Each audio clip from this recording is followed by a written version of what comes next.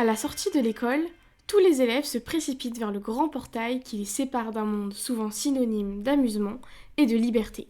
Les années passent et le rythme est toujours le même.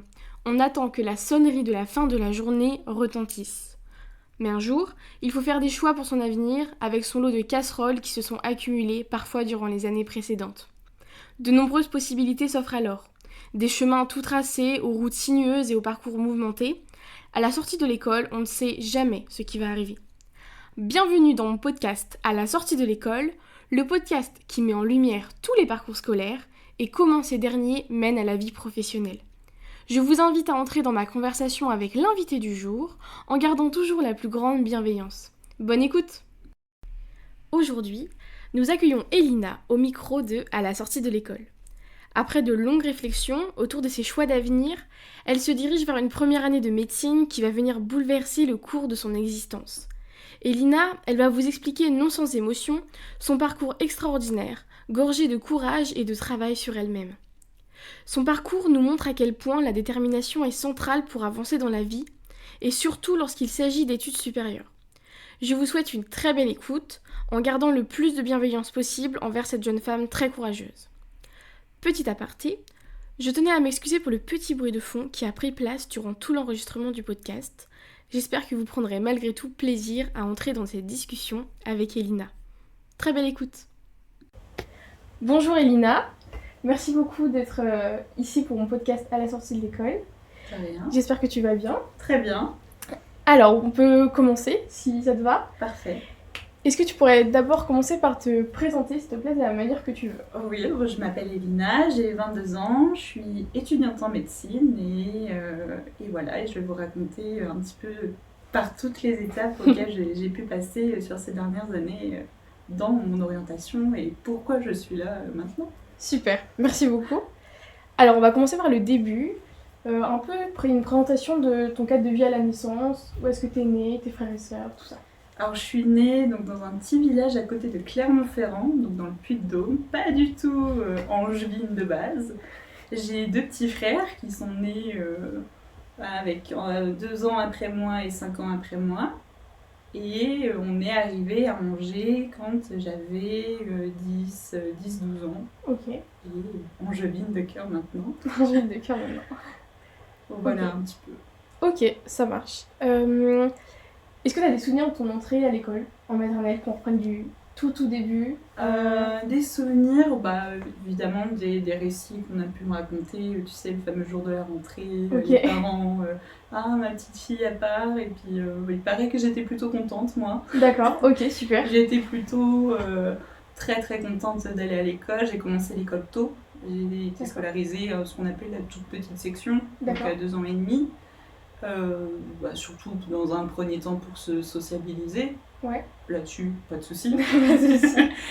Et puis ensuite, mon entrée en petite section plus classique, et puis pareil, toujours, l'envie d'apprendre, de découvrir, et du coup, il paraît que je l'ai très très bien vécu, que ça n'a pas du tout été difficile pour moi, peut-être plus dur pour mes parents finalement. D'accord. Mais voilà, j'étais plutôt enthousiaste à l'idée d'aller rencontrer d'autres personnes et d'apprendre plein de choses. Ok, donc ta maternelle et ta primaire sont bien passées? Se sont très bien passées, j'ai déménagé entre-temps en primaire, mais pareil, très rapidement tu retrouves tes sources, tu retrouves un cadre et tout se passe très bien, pas de difficultés majeures. Ok, ça marche, trop cool du coup. Et donc pareil pour tes relations amicales? Pareil, pas de soucis. Aucun souci à m'intégrer, que ce soit quand j'ai déménagé, parce que j'étais déjà, on va dire d'un certain âge, j'étais plus proche de l'entrée du collège que du début de la primaire. Ouais. Donc on peut se dire, les groupes ont déjà été formés, mais finalement tout s'est très bien fait, donc aucun souci à s'intégrer dans un groupe, à sociabiliser, au contraire. Ok. Et après, donc ton entrée au collège, est-ce qu'il s'est bien passé? Mon entrée au collège s'est bien passée. J'étais plutôt contente. Tu sais, c'est un peu le début où tu te dis je commence à grandir, j'ai le statut de collégienne, attention. Okay. Non, j'ai eu un bon collège. J'ai beaucoup aimé mes 4 années là-bas. Tu avais déjà une idée de ce que tu voulais faire plus tard? J'avais une idée. Ok. Une idée que j'avais d'ailleurs depuis toute petite. C'était l'enseignement. J'ai toujours adoré jouer à la maîtresse et Et au fur et à mesure du temps, ça s'est transformé en une envie de créer tout un projet d'orientation autour de l'enseignement, notamment autour des matières littéraires. Ouais. J'étais quelqu'un qui adorait le français, qui adorait l'histoire géo. J'étais une très grande passionnée d'histoire depuis toujours, peu importe la période, l'Égypte antique, la Rome antique. Peu importe la période, j'étais vraiment très très très passionnée et c'est vrai que je me suis toujours dit que je continuerai dans l'histoire et dans l'enseignement de l'histoire-géographie par la suite. Ok, ouais, donc déjà des projets qui se mettaient en place dans ta tête. C'est ça, il y avait une certaine évidence, j'avais un côté littéraire qui ressortait, j'avais, malgré le fait d'avoir des bonnes notes finalement dans toutes les matières, hein, j'avais un profil qui était aussi bien scientifique que littéraire, mais mes goûts étaient plutôt portés sur des matières de langue et de littérature.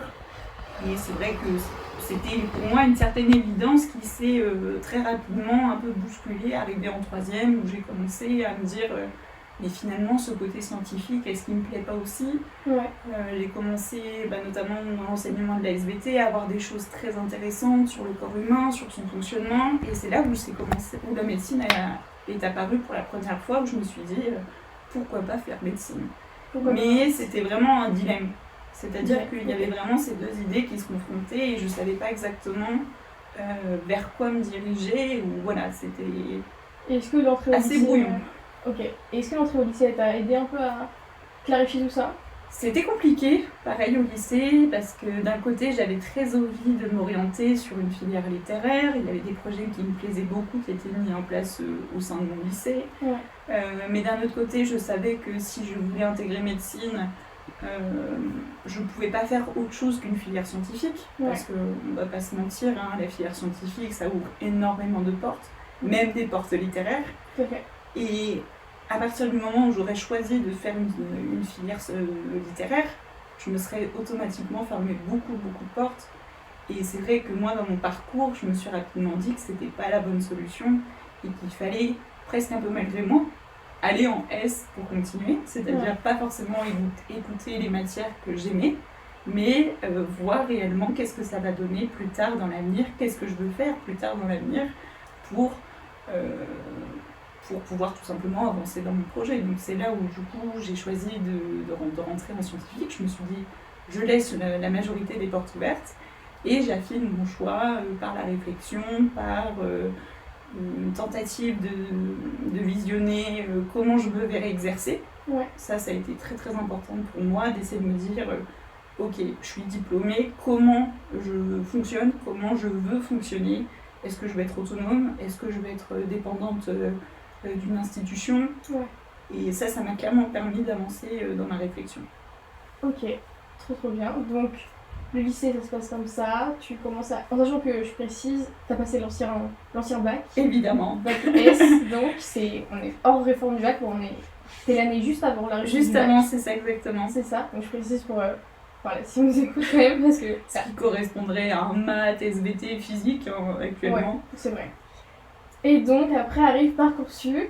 C'est ça. Raconte-nous. Alors, Parcoursup, c'est, je pense, l'illustration de cette hésitation que j'ai eue sur tout mon parcours du collège-lycée, c'est-à-dire que j'avais un vœu qui était médecine, donc j'ai mis Pluripass, et j'avais une autre partie de mes vœux qui était la licence d'espagnol. Parce que j'avais complètement rejeté l'histoire, je n'arrivais pas à me projeter justement dans une profession en lien avec l'histoire, et c'est ça qui m'a permis de conclure que l'histoire resterait seulement une passion à côté, acheter mes livres, faire des visites historiques, etc. C'était très bien, ça m'allait, mais que pour mon métier, j'avais besoin d'autre chose. Je cherchais autre chose, et c'est là où vraiment l'espagnol est apparu comme étant le successeur de l'histoire. Et du coup, ça a été formulé comme ça sur Parcoursup. Donc, il y avait ces deux choix qui étaient parfait reflet de tout ce qui s'est passé avant. Et au moment des résultats, donc j'ai été admise tout de suite dans tous mes choix. Ok, super. Et donc là, tu te dis, il faut que je décide lequel j'accepte. Et je me suis dit, il faut que je tente médecine. Il faut que j'aille en P1, il faut que je le tente. T'allais au bout. C'était un petit peu devenu avec le temps mon projet numéro 1, Ouais. tu vois, c'était celui qui était passé quand même devant les autres, et du coup j'ai dit il faut que je le tente. C'est vrai que c'est une année qui est difficile, qui est très sélective, mais si je le fais pas, je vais le regretter. Donc je me suis lancée dans l'aventure. Ok. Et là, raconte-nous cette année charnière pour toi. Donc la P1, donc année très difficile, hein, on en entend beaucoup parler, il y a beaucoup de préjugés autour. Il n'y a pas de secret là-dessus. Attention, la première année, c'est la plus dure, c'est ceci, c'est cela. Bon, la verdict, c'est pas la plus dure, mais elle est dure quand même. Elle est très sélective et c'est une année où tu es en fait en compétition avec les autres, il faut se le dire. Il y a une compétition qui s'installe, il faut avoir les meilleures notes, il faut avoir le meilleur mental, il faut chercher le résultat après tout, avant tout plutôt. Tu délaisses ton sommeil, tu délaisses le sport, tu délaisses ton bien-être et tu es très très concentré sur ce que tu fais. Donc moi au début ça s'est très bien passé, j'ai eu des très bons résultats, c'était très vite, comment on pourrait appeler ça, prometteur. Ouais. J'avais toutes mes chances à arriver à la fin de mon premier semestre et le deuxième semestre commence et là tout de suite ça a été beaucoup plus difficile. Il y a eu une grosse baisse de motivation, ça a été très très dur après les congés de Noël de s'y remettre parce que 3 semaines sans travailler, c'est à la fois pas beaucoup et à la fois énorme par rapport à tout ce que tu fais avant. Et du coup ça donne que j'ai du mal à m'y remettre, ça commence à être dur, ça commence à être dur moralement, ça commence à être dur aussi physiquement, hein. Il y a beaucoup de fatigue qui s'installe, une fatigue aussi bien physique que mentale. Et petit à petit, je commence à perdre de plus en plus dans mon temps de travail. Je commence à passer des journées quasiment sans travailler. Ok. C'est assez difficile parce que tu sais, à ce moment-là, t'as de la culpabilité qui arrive, tu te dis pourquoi j'arrive pas à travailler, donc tu essaies de t'y mettre, et puis là tu commences à être pas bien physiquement, et là tu te dis je peux pas continuer à travailler, et du coup ça comme ça s'enchaîne petit à petit sur, je dirais peut-être un bon mois, quelque chose comme ça. Donc assez long. Assez long, donc il faut savoir aussi que moi du coup je vivais chez mes parents, donc mes parents étaient là, mais j'étais toute seule la journée. J'étais toute seule la journée, mes parents partaient au travail. Moi, mon année de P1, je l'ai passée en pleine crise Covid. Oui, c'est vrai. Donc la BU était pas fermée, mais avec un accès très réglementé. Il fallait pas réserver tant d'heures par semaine. Il fallait réserver maximum 4 heures sur un créneau, mais tu pouvais pas multiplier tes créneaux 4 heures. Enfin, c'était très compliqué. Tu devais travailler avec un masque toute la journée, ce qui n'est pas du tout agréable. L'université, tu n'y avais pas accès tout le temps. Donc il y avait une sorte de répartition pour les cours qui était faite. Et ce qui faisait que tu avais l'amphi une fois par semaine pour un cours, ou une matinée de cours. Donc en fait, j'étais littéralement enfermée chez moi, dans un contexte social, sanitaire difficile. Donc social difficile, et qui s'en est résulté sur une conséquence scolaire qui l'a rendu peut-être encore plus difficile que ce que ça aurait pu être. Et donc, en fait, tout simplement, ce qui s'est passé, c'est que j'ai fait un burn-out. J'ai mis le mot beaucoup plus tard, mais c'est ce qui s'est passé à ce moment-là. Et ça a été très, très, très difficile de se remettre, de se dire, il faut quand même que j'essaie, par exemple, de ne serait-ce que valider mon année, parce que c'était devenu un petit peu mon objectif. On n'était plus du tout sur... il faut que j'ai ma place en deuxième année de médecine. J'étais devenue dans... Il faut que je valide mon année, comme ça... Ma première année de médecine est reconnue comme validée au niveau licence. Je ne sais pas si c'est clair, mais il y avait cette reconnaissance comme quoi j'avais fait mon année jusqu'au bout, j'avais acquis le minimum de connaissances nécessaires et je pouvais partir en L2 de n'importe quelle filière. Oui, parce que c'est vrai qu'il y a une différence entre le fait de valider sa L1 et le fait d'avoir des places en deuxième année. Exactement. On n'est plus du tout sur les mêmes critères. En plus, il faut savoir qu'il y a une sorte de rectification de la note. On gagne plus de points que la moyenne qu'on a à la base en P1. Donc en fait il y a tout un système de recompte de points et c'est là où tu te dis bon d'accord, c'est plutôt bénéfique. Et comment tu t'es sortie de tout ça, de cette situation de burn-out et de ce moment de bascule aussi? Ça n'a pas été facile. J'ai mis beaucoup de temps à m'en rendre compte. Et à partir du moment où je m'en suis rendu compte, en fait, c'est tout simplement parce que tu sais, dans la vie, t'as plein de secteurs, t'as ton truc perso, ta vie pro, etc. Et quand tu commences petit à petit à voir toutes les choses qui, je dirais, qui se passent mal, tu te dis, bon, il y a peut-être quelque chose, et le seul truc qui est en commun, c'est toi. Donc, c'est pas grave. Alors, il y a eu un petit moment d'émotion. Petit. Donc, on va reprendre tranquillement. Vas-y, je te laisse donc reprendre. oui, donc du coup, je disais, j'ai commencé à avoir petit à petit des indices qui me faisaient dire, oula, Elina, là, ça va pas aussi bien que ce que tu penses. Et puis, au bout d'un moment, c'est sorti, tout simplement. Ouais. Ça a commencé, c'est un peu, tu sais, la bombe à retardement. Ouais. Et au bout d'un moment, le jour où ça explose, personne s'y attend, personne l'avait vu, mais ça explose. Ça explose. Et donc, du coup, voilà. Donc, à partir de ce moment-là, j'ai commencé à me dire que ça serait intéressant de voir une psychologue. Ouais. Pour tout simplement parler de ce qui s'est passé, parler de ce qui s'est passé pour moi, comment je l'ai ressenti, les conséquences que ça a eu pour moi, etc. Ouais. Et ça m'a fait beaucoup de bien. C'est un chemin qui est long, mais petit à petit, tu avances, tu progresses, tu réfléchis, tu essaies d'aller de l'avant, tu commences à régler une première problématique, et puis tu te rends compte qu'il y a d'autres choses. Enfin, c'est un parcours qui est très intéressant et qui permet d'aller mieux petit à petit, mais pour ça, il faut s'en rendre compte, se laisser du temps, et je pense surtout s'écouter.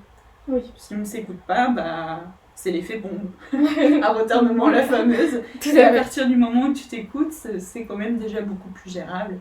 Et puis petit à petit, tu apprends à fonctionner, comment tu marches, tu trouves des tips pour améliorer, parce que forcément, tu as des baisses de morale, tu as ceci, donc petit à petit, tu te crées ton petit truc à toi qui te permet de pouvoir supporter le stress, la pression, tout ce qui a pu faire que tu as craqué à ce moment donné de ta vie, quoi.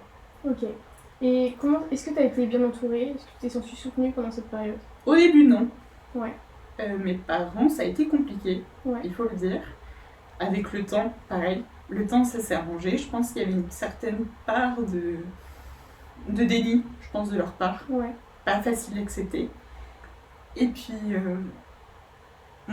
après, mes amis, oui. Ouais. Tu t'es sentie soutenue et encouragée dans... Tout à fait. Okay. Alors forcément, au début, justement, on va dire pile au moment de l'explosion, tu le gardes pour toi. Ouais. Tu le gardes dans cette sphère un petit peu privée. Ouais. Et puis tu commences à en parler un petit peu après, une fois que les choses sont déjà un petit peu plus posées, que tu as commencé déjà à poser ton truc, à commencer ta thérapie. D'une certaine manière, c'est une thérapie, finalement, avec la psychologue. Donc, et après, tu commences à en parler. Et du coup, t'es soutenue, t'es poussée, c'est bien, vas-y, continue, t'inquiète pas, c'est normal. Enfin, voilà, t'es poussée. Familial, ça s'est réglé avec le temps. Donc, je dirais que oui. Sur, on va dire, entre mes résultats que j'ai eus au mois de juillet, où ça a été compliqué, et décembre, j'ai été extrêmement bien entourée. À la fin de mon année, avec plus ou moins de temps pour certaines personnes, mais l'accompagnement s'est fait. Ok. Et donc ensuite, là il y a eu des résultats en juillet, comme tu l'as dit. C'est ça. Et ensuite, qu'est-ce qui se passe pour la L2? Qu'est-ce qui se passe? Ton année est validée. C'est ça, exactement. Donc je valide mon année. Ça a été ma petite réussite dans tout ce... Très grande réussite. Voilà, dans tout ce parcours difficile. Ouais. Et là, je me pose la question, je me dis, là, de toute façon, c'est simple, tu peux pas continuer médecine. Ouais. Là, t'as ton stop, c'est pas toi qui l'as mis, on te l'a mis. Il faut maintenant que tu vois autre chose. Ça ne veut pas dire que tu dis non définitivement à la santé, parce qu'on sait maintenant qu'il y a plein de possibilités, plein de parcours différents pour intégrer les filières de santé, que ce soit médecine, pharmacie ou kiné. Donc là, je me dis, il faut que je trouve quelque chose qui va me plaire et dans lequel, si j'ai vraiment envie de continuer, je peux continuer et créer mon futur métier avec ces études-là. Et là, ressurgit l'espagnol. C'est-à-dire que la matière que j'avais mis de côté au moment de Pluripass, je me dis, là, c'est le moment d'exploiter cette piste. Ouais. Parce que j'ai rien à y perdre, j'ai tout à gagner, je sais que c'est une matière qui me plaît, j'ai envie de continuer dedans. Il y a ce côté aussi un peu poussé, j'ai envie de devenir bilingue, j'adore la culture espagnole, la culture latino-américaine, toute l'histoire qu'il y a autour, enfin. Il y a ce côté où je me dis, là, c'est ma phase littéraire qui parle. Ouais. J'ai fait parler ma phase scientifique, j'ai vu ce que ça a donné. Ça m'a plu, hein. Ouais. Mais voilà, il y a eu ce stop, il y a eu cet épuisement. C'est comme ça. Maintenant, il faut que j'explore ma phase littéraire. Peut-être que je serai beaucoup plus épanouie dedans. Ouais. Et ça, il faut que je donne ma chance. Ok. Sauf que contrairement à ce qu'on peut penser, au lieu d'aller en L2, j'ai fait le choix d'aller en L1. C'est-à-dire que pendant mon année, j'avais anticipé le coup, c'est-à-dire de ne pas valider tout simplement ma L1 santé. Ouais. Et je m'étais réinscrite sur Parcoursup. Ok. Et sur Parcoursup, ce que j'avais demandé tout simplement, c'est la licence LLCER espagnol. Ok. Et donc ça consiste en quoi? Donc c'est une licence qui va être spécialisée sur la littérature, l'histoire, la langue. Donc quand je parle de la langue, ça va être la grammaire, toute la syntaxe. On va aussi avoir des cours, par exemple, de phonétique, des choses comme ça, autour de la langue espagnole. Donc c'est poussé. C'est poussé. C'est vraiment orienté sur du littéraire. Hein. On fait des études de documents historiques, on fait des études d'œuvres littéraires, plus ou moins récentes en fonction du niveau qu'on a. On fait aussi des études, par exemple, des BD espagnoles ou latino-américaines, du cinéma, enfin. On est vraiment sur les arts et la littérature dans cette licence, avec comme centre, comme point commun, l'espagnol. Ok. C'est-à-dire, c'est pas une licence qui t'apprend à parler espagnol, c'est une licence qui utilise l'espagnol pour t'apprendre des connaissances autour de toutes ces disciplines. Ok, donc tu fais ta L1. Donc je rentre en L1 pour tout simplement, je me dis, si je veux continuer en L2 par exemple avec une option santé, il faut que j'ai un bon niveau. Donc pour ça, il faut que j'apprenne la méthode, il faut que j'apprenne les bases. Et ça s'apprend quand? Ça s'apprend en L1 tout simplement. T'as raison. Et puis je me suis dit aussi que tout simplement, ça faisait quand même 1 an que j'avais pas pratiqué l'espagnol.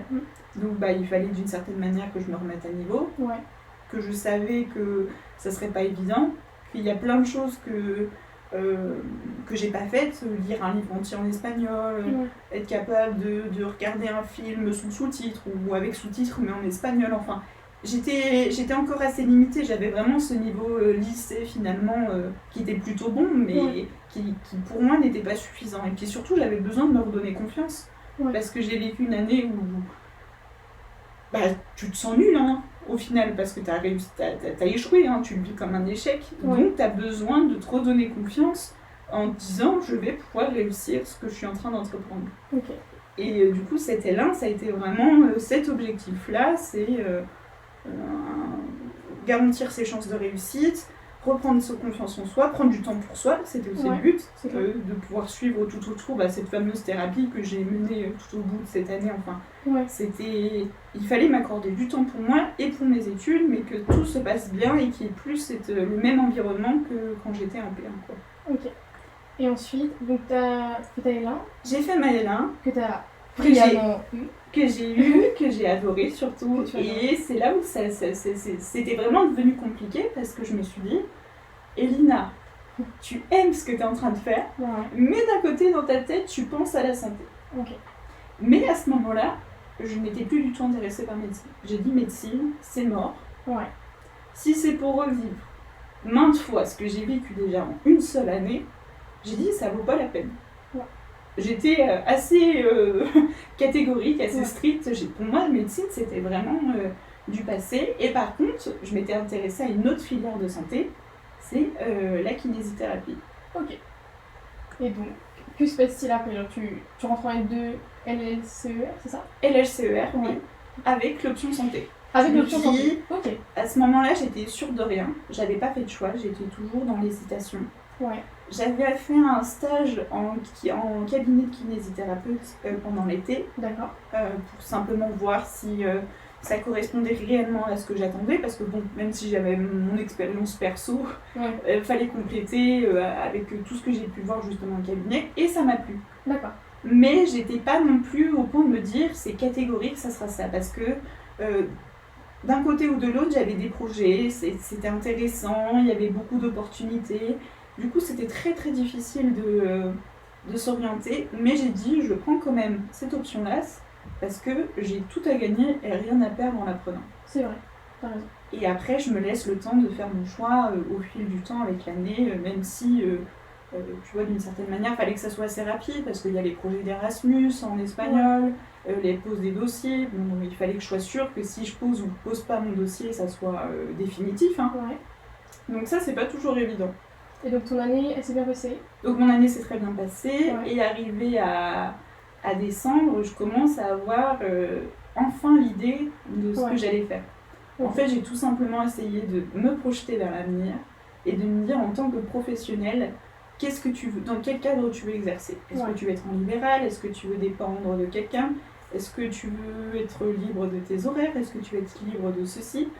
Et petit à petit, en menant tout ça à bout, je me suis dit, l'espagnol, enfin, je ne me vois pas dans l'enseignement. L'enseignement ne me correspond pas.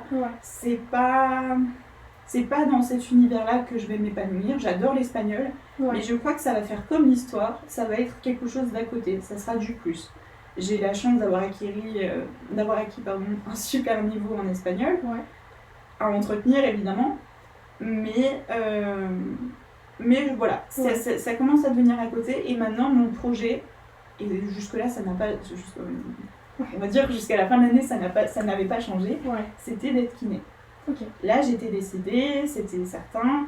Pour te dire, j'avais même fait des démarches en Espagne au cas où je n'aurais pas eu ma place en France, parce qu'il ne faut pas se mentir, que ça soit la PASS ou la LAS, c'est sélectif. Tu vois, maintenant, dans mes souvenirs, si je me trompe, mais la première année de médecine, elle permet d'aller en kiné maintenant, c'est ça? C'est ça, oui, exactement. En fait, dans l'année, ce qu'on appelle la PASS ou pluripass, t'as médecine, t'as pharmacie, t'as kiné, t'as dentaire et t'as maïeutique, autrement appelé sage-femme. Donc t'as ces 5 filières-là qui sont proposées.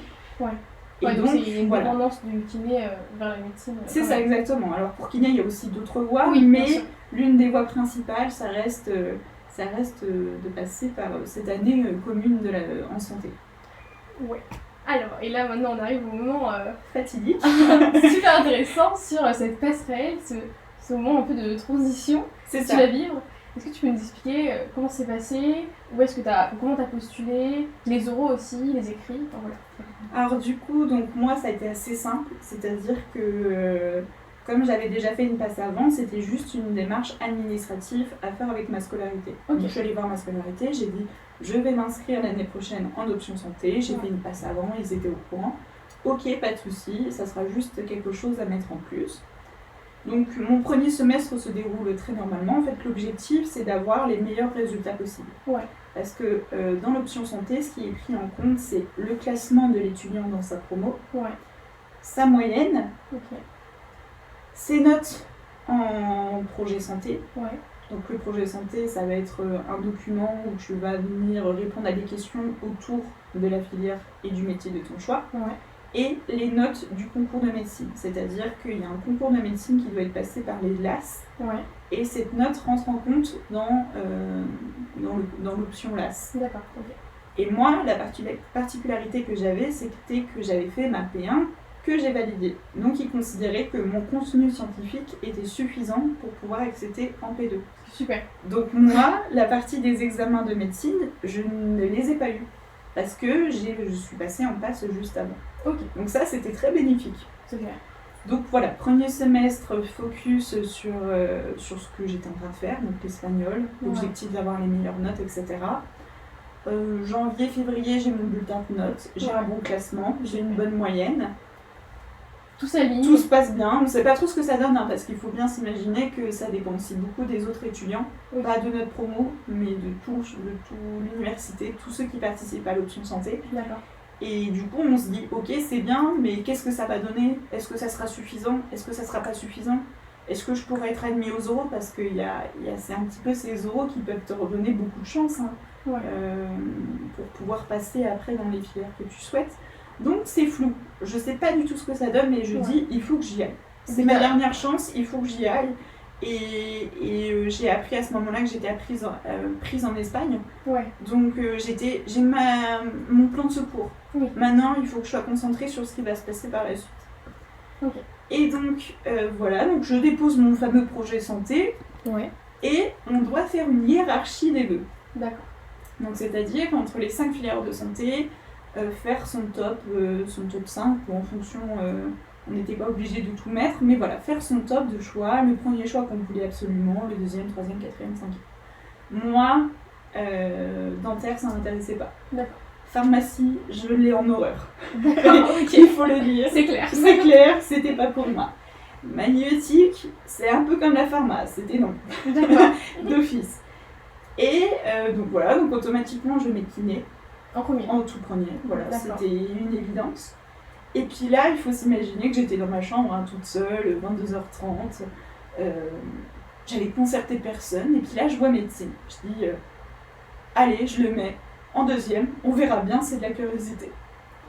Et avant, j'avais une amie qui était avec moi dans tout ce projet-là et qui m'a dit mais est-ce que tu vas mettre médecine et tout. Et puis moi, j'étais vraiment oh non, franchement, ça vaut même pas la peine parce que même si je suis acceptée, je dirais non. Tu vois? Ouais, je vois. Tu le sens venir. Et là, on sent l'effet papillon. Et donc voilà, donc c'était vraiment c'était une décision un peu de oh, on va le mettre par curiosité, on verra bien. Avec quand même cet instinct aussi de on sait jamais.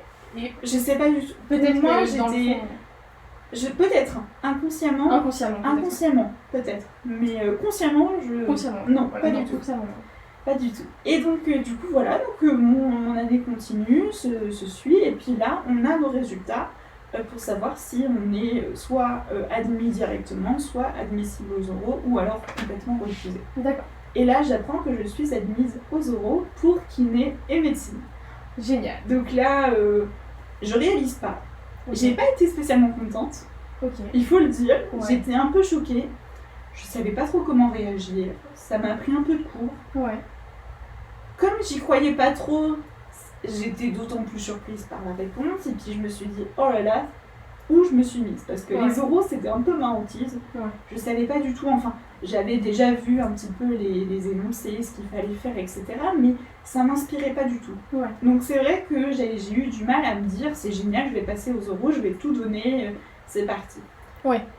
Donc c'est tout, donc je vais aux préparations, je commence à comprendre un petit peu plus ce qui m'attend, je me dis ok, ça me fait toujours autant peur, il y a beaucoup d'incertains, il y a très peu de préparation, en fait il y a beaucoup de choses qui tournent sur le direct, par un texte, une image en direct, il faut tout de suite l'analyser, le comprendre et puis réussir à répondre aux attentes du jury. Ouais.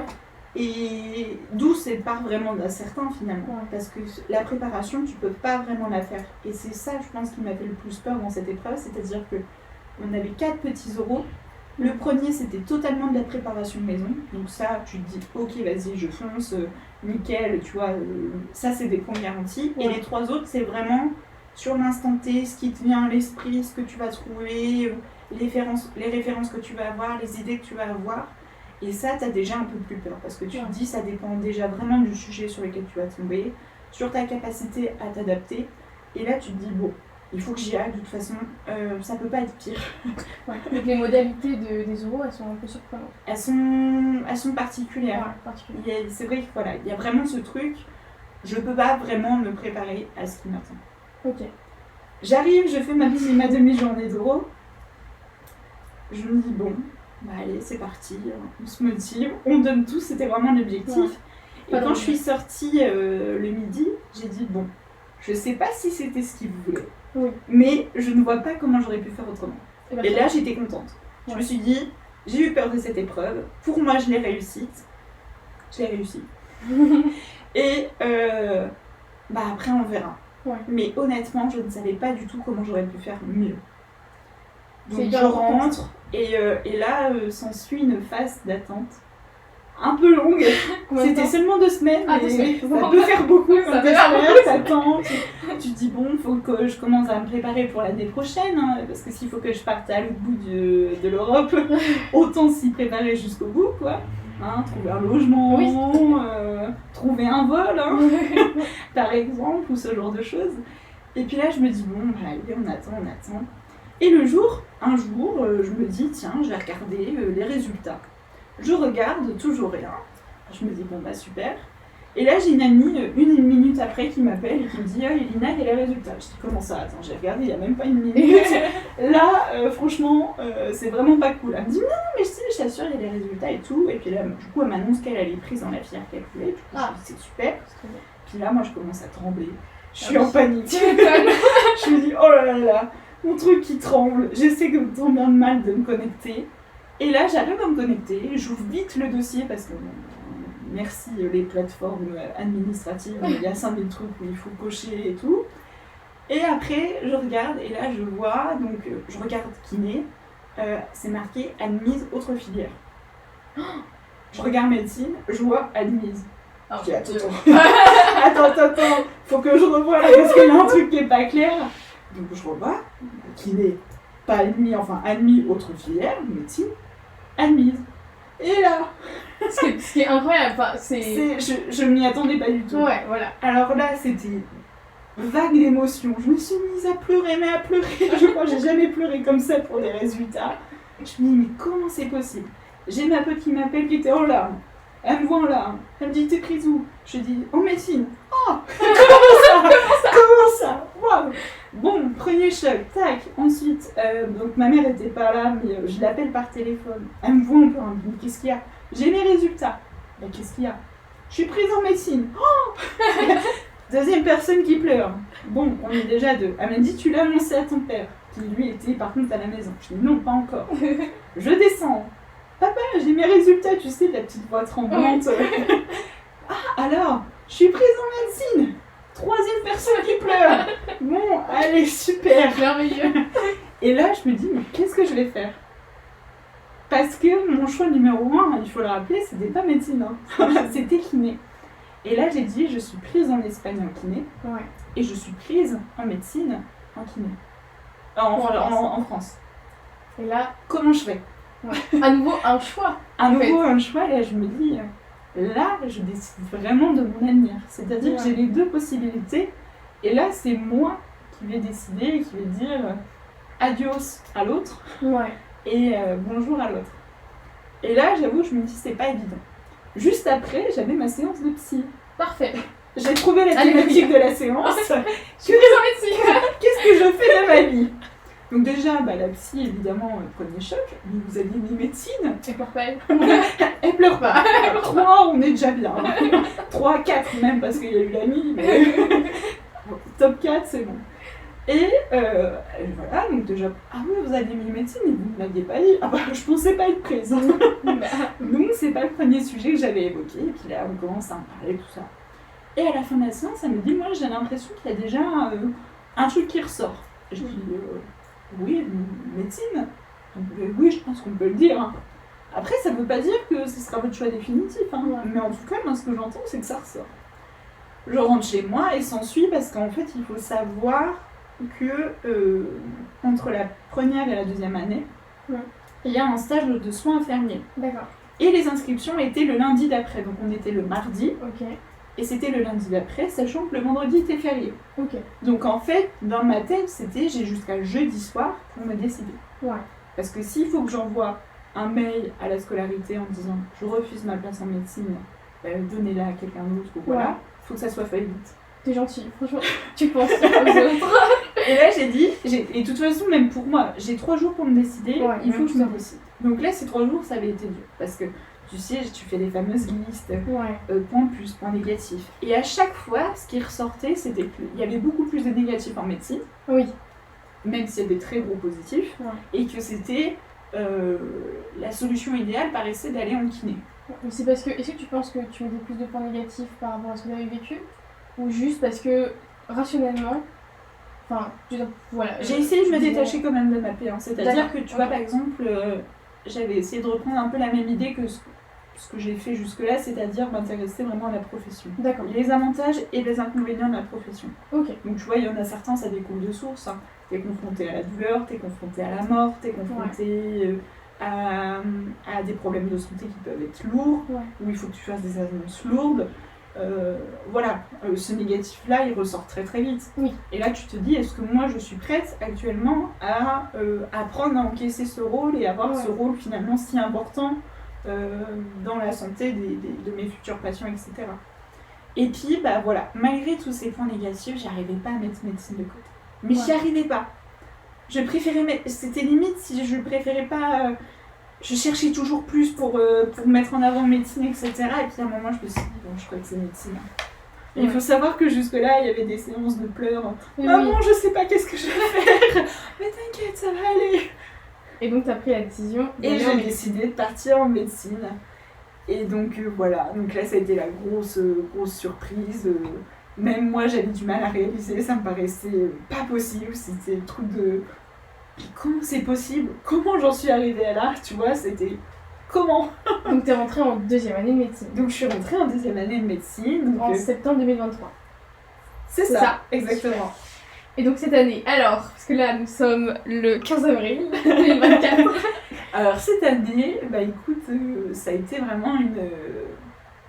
je vais pas dire une révélation, mais une vraie confirmation de mon choix. Ouais. C'est-à-dire que déjà, cet été, j'avais eu mon stage. Ouais. Et quand j'étais à mon stage, je me suis dit, j'adore ce milieu, j'adore ce que je fais, j'adore être là. Je me suis surprise dans la gestion de mes émotions, je me suis surprise dans ma façon d'être avec les patients, je me suis surprise dans ma manière de prendre en charge, d'anticiper des choses, d'être volontaire, etc. Enfin, j'étais vraiment... En plus, j'avais une super équipe, enfin, tu vois, c'est plein de trucs qui te font dire j'ai fait la bonne décision. Ce qui s'est passé au mois de juillet, ça a été la bonne décision. Mais mon stage, il a eu lieu à peine un mois après mes résultats. Ouais. Donc en un mois, j'avais fait quasiment un stage de 3 semaines en milieu hospitalier. J'avais appris que j'étais en médecine. Enfin, tout avait été très très très vite. Ouais. Et je crois que même moi, même dans le service, j'avais pas conscience quand je me présentais bonjour Elina, étudiante en médecine. Ouais. Waouh. Oui, déjà, du fait de nommer, c'est important. Je suis sûre de ce que je dis là ou... Ouais. Et c'est là où tu dis, ok, c'est bon, là, je vais rentrer dans le truc. Après, tu commences ton année, tu commences tes premières matières, ils te présentent tout. Ils te font un peu peur, parce qu'il faut te faire un peu peur, il faut te présenter les difficultés que tu vas rencontrer après, le concours de l'internat, la 6e année, les stages, l'externat, etc. Et tu te dis, ok, il va falloir que je m'accroche, mais je crois que ça en vaut le coup. Et puis si j'ai réussi à passer déjà tout ça, beaucoup d'étapes, on pourra tout faire pour passer les prochaines. Okay. Donc vraiment dans un truc très positif, et puis parce que l'année est divisée en 4 blocs. Ouais. Chaque bloc c'est une nouvelle confirmation. J'aime ce que je fais, je suis passionnée par ce que je fais, ça m'intéresse, j'ai envie de commencer la pratique, j'ai envie de commencer d'être en stage.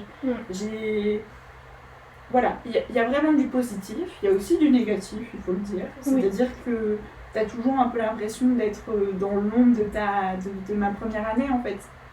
Toujours un peu peur que dès qu'il y a des choses qui apparaissent, qui étaient assez similaires à ce que j'ai vécu en janvier-février, du coup c'était 2021, je me dis oulala, attends, que ça refasse pas pareil, sauf que j'ai changé, j'ai appris plein de choses, j'ai appris à m'écouter, et en fait ça se passe très bien, et je sais remédier à ça, je sais comment me gérer. C'est là où tu te dis qu'il y a beaucoup de chemin qui est fait. Hein. Quand tu commences à te dire, ok, là, ça va pas bien, qu'est-ce que je mets en place pour aller mieux? Est-ce que je fais une vraie pause de travail sur mon week-end et je reprends à fond lundi? Ok, on va faire ça, on va se poser. Bon, je vais aller faire ma séance de sport, comme ça va me défouler et je pourrais reprendre mes trucs, tu vois. Enfin, il y a clairement un vrai progrès et c'est ce qui me fait dire que petit à petit, l'ombre de cette première année que j'avais vraiment beaucoup en début d'année, elle disparaît toujours un peu plus. Et c'est parce que je me rends compte que je suis capable de gérer. Je suis capable de m'écouter, je suis capable de m'adapter. Et contrairement à ma P1, c'est le mot, je m'écoute tout simplement. C'est vraiment, je pense, le mot-clé, j'ai mon équilibre. Ça, je pense, c'est le deuxième mot-clé. Et voilà, les choses, elles rentrent dans l'ordre, elles s'arrangent. C'est du chemin, c'est long, mais c'est en train de se mettre en place. Et ne serait-ce qu'entre la mois de septembre 2023 et la mois d'avril 2024, il y a eu encore énormément de progrès de fait et beaucoup de choses acquises, etc. Et je dirais presque maintenant, j'accepte beaucoup plus d'avoir du mal à réaliser, d'avoir des baisses de motivation, de me retrouver, là par exemple, mon bloc 3 était beaucoup plus difficile que les autres. C'est ok, j'en ai conscience, qu'est-ce que je fais pour m'améliorer, tu vois. On est tout de suite dans l'étape de comment je fais pour être encore mieux que ce que je ne le suis déjà. Et ça change tout. Et ce qui est surtout, ce que je trouve super vraiment génial, c'est que tu as réussi à utiliser tout ce que tu as vécu pendant ta P1, c'est ça? Ouais, c'est pour ça. En faire quelque chose de... moi, c'est le terme lumineux qui me vient en tête. Vraiment, tu as réussi à mettre de la lumière dans tout ce que tu dis, ce qui est sombre. Tu as réussi à allumer quelque chose et à l'utiliser aujourd'hui pour... oui, c'est un peu ça finalement. Pour revenir... créer du positif dans le négatif. C'est ça, voilà. Aujourd'hui, Est-ce que tu te sens à ta place? Est-ce que tu continues ton suivi psychologique? Comment tu vas? Alors je dirais que oui, je me sens à ma place. Ok. Je pense que j'ai trouvé des études dans lesquelles je m'épanouis et qui me correspondent. Ouais. Qui correspondent à ce que j'attends de ma future envie en tant que vieille diplômée, on va dire. Je me sens mieux. Je fais toujours un suivi psychologique. D'accord. C'est ce qui aide aussi à continuer à trouver cet équilibre, à continuer à se perfectionner, à continuer tout simplement son chemin par rapport à tout ça. Ouais. C'est important de pouvoir s'exprimer, de pouvoir pleurer librement, de pouvoir dire ce qu'il y a, ce qui va, ce qui ne va pas surtout, et de pouvoir tout simplement mettre des mots et avoir une personne en face de vous qui va venir vous rendre compte des fois de certaines choses que vous mettez de côté inconsciemment. Ouais. Notamment, vous vous rendez compte des progrès que vous faites, enfin, c'est vraiment un échange qui porte beaucoup ses fruits et qui continue de plus en plus à être bénéfique tout simplement. Donc ça aide à l'équilibre. Ouais. Et c'est ce qui m'a rassurée aussi quand je me suis dit je rentre en P2. Pourquoi ça va être différent? Parce que y a plein de choses qui sont nouvelles. Je vais être suivie en même temps, je vais être ceci, je vais être cela. Il n'y a pas de raison que ça se passe mal. Je suis entourée. D'une certaine manière, les gens autour de moi commencent à connaître aussi les signaux. Oui. Ces fameux signaux qui ah, attends, là il y a un souci. Hop, alors vas-y, raconte-nous tout. Ok, tu pleures à mon cou, ça va mieux. Bon, bah allez, parfait, on reprend. Voilà, c'est tout simplement, c'est l'entourage, c'est un équilibre, c'est tout ça. Ça permet que les choses se passent bien, de se sentir à sa place, de se sentir en confiance, de se sentir bien et puis surtout d'être contente de soi, presque. On pourrait presque aller à ça. Voilà, il y a tout ça qui rentre en jeu et qui sont d'actualité, on va dire. Ok. Si tu devais conclure, quel conseil tu donnerais aux jeunes qui seraient, enfin, on va dire, qui verraient des liens avec leur propre histoire et quel conseil tu leur donnerais? Un conseil, c'est pas forcément évident, mais je pense que il faut... Je pense que la persévérance, c'est quand même... Ça peut être un mot-clé dans ce genre de parcours. D'y aller, d'y retourner et d'apprendre de ses erreurs. Je pense qu'on est sur les deux thématiques qui vont très bien ensemble. Ok, donc la persévérance et apprendre de ses erreurs. Ouais. Et de pas lâcher. Jamais lâcher. Jamais Lina, lâcher. on est l'exemple parfait. Jamais lâcher. Et là, même des fois en surprenant, mais il y a une certaine persévérance et savoir tirer parti de notre vécu, que ça soit réussite ou échec. C'est clair. Bon, sur ces belles paroles, on va terminer le podcast. Merci beaucoup, Elina. Vraiment, merci infiniment. Ça a été fort en émotion, fort en information. Et voilà. Je vous remercie infiniment d'avoir pris le temps d'écouter ce deuxième podcast et j'espère qu'il vous a plu. L'histoire d'Elina est passionnante et nous encourage à croire en nos rêves. Si vous souhaitez témoigner à la sortie de l'école, n'hésitez pas à me contacter à l'adresse mail suivante, alasortiedelecole@gmail.com. Je vous souhaite une très belle journée. Anna!